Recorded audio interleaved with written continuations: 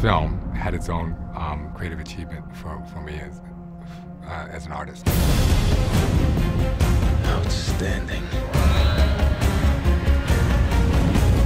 I think the story always leads everything in what we do. We have the tools ready at a director's disposal. It really depends where he or she wants to take it. It's a very large-scale process doing big visual effects, and there's a lot of risk involved. If you try building a story around some new technology, then the risk is too great. But if you have a good story, you know that will carry everything. Every bit of it, anything that we do that's new, is how we fit it into the new script and what the story needs us to do. You're a liar and a thief. My personal proudest moments probably were back on Lord of the Rings, helping develop Gollum originally, and the subsurface scattering and shading techniques that we used to make his skin look real. Gollum was the first one where it wasn't a creature anymore, it was a character. You know, he had dialogue, he had to work with other actors, and to me that kind of stands as a milestone as well. Gollum was obviously the start of the journey of understanding what the potential of the technology was. If it hadn't been for Gollum, you would not have had King Kong and Avatar and Planet of the Apes and the Pearls and lots of other characters that people are doing in lots of other films.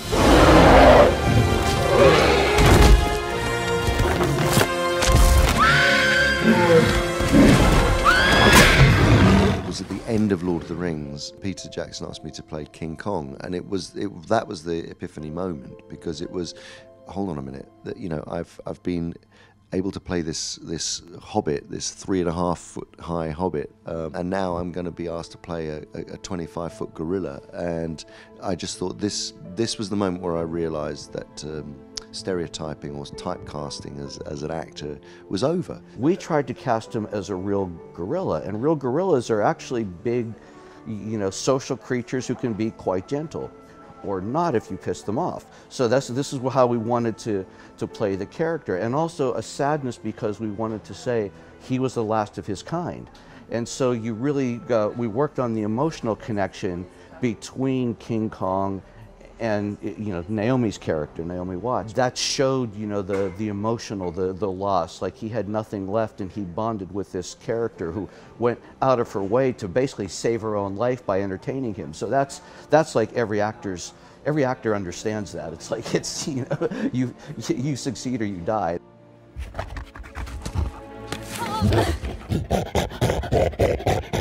That scene where she tries to entertain him using the vaudeville and wins him over is just, you know, fantastic. I think Naomi did a great job, as did Andy.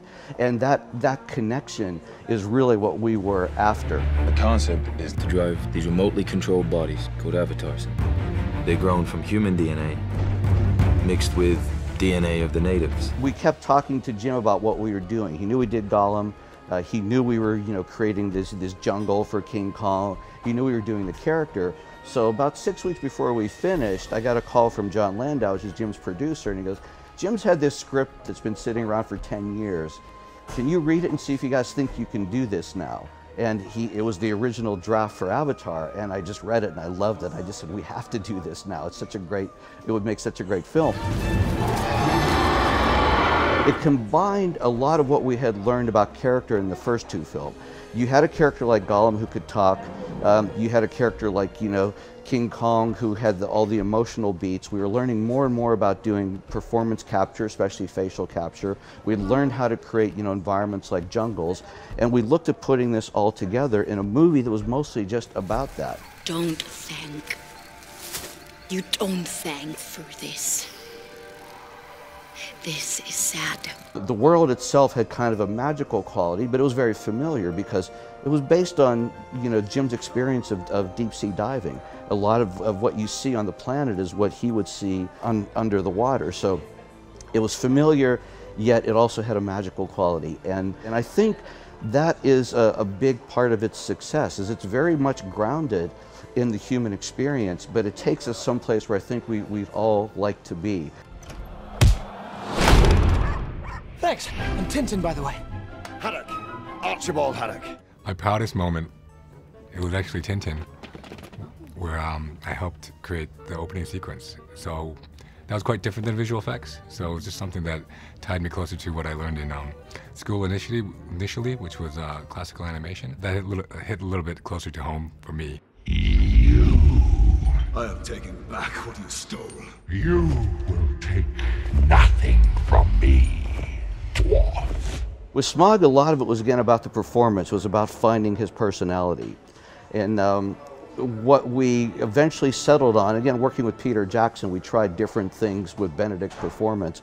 And we settled on this idea that he was a very kind of urbane, sophisticated character, but he would kill you in an instant. So we're always looking for those kinds of things that motivate a performance. And that's what we found for him.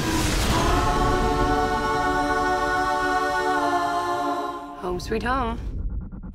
Working with Luke was fantastic, and because I met with him actually in Los Angeles, and he showed me the artwork and the idea for the film. I had no idea about Valerian, didn't know the books at all. He had all the books, he had hundreds of drawings, and he showed me everything, and he said, "Would you like to read it?" And I said, "Yes." So I sat there, gave me the script, and I read it and said, "This is amazing."